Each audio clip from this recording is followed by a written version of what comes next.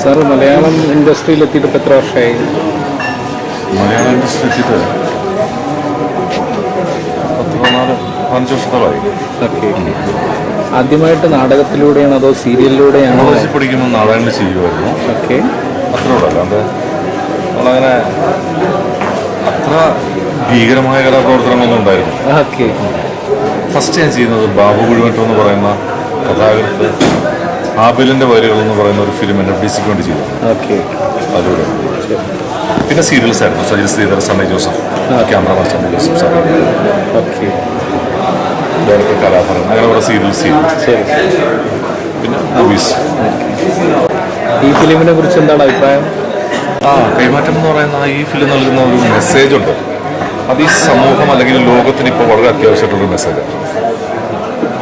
തിന്മയുടെ ലോകത്തേക്ക് തിരിയുന്ന ഈ ഒരു കുടുംബം, ഈ കുടുംബത്തിൻ്റെ കഥയിലൂടെ അല്ലെങ്കിൽ ഈ ഒരു ചെറിയൊരു ഒരു ഗ്രാമത്തിൻ്റെ കഥയിലൂടെ ഒരു വലിയ മെസ്സേജ് ലോകത്തിന് മുന്നിലേക്ക് കൊടുക്കുകയാണ് ഡയറക്ടർ. അതിനകത്ത് ഞാനൊരു കഥാപാത്രമാണ് ചെയ്യുന്നത്. നല്ല കഥാപാത്രമാണ്, വളരെ പോസിറ്റീവായിട്ടൊരു കഥാപാത്രമാണ്. എല്ലാവരും ഇത് അഭിനയിക്കുന്നവരെല്ലാവരും വളരെ പ്രഗത്ഭരായ ആർട്ടിസ്റ്റുകളാണ്. നമ്മുടെ ഡയറക്ടറാണെങ്കിൽ തന്നെ ഒരുപാട് ഷോർട്ട് ഫിലിംസ് ചെയ്തിട്ടുണ്ട്. എന്തുകൊണ്ടും നല്ലൊരു എക്സ്പീരിയൻസ് ആണ്, നല്ലൊരു മൂവി.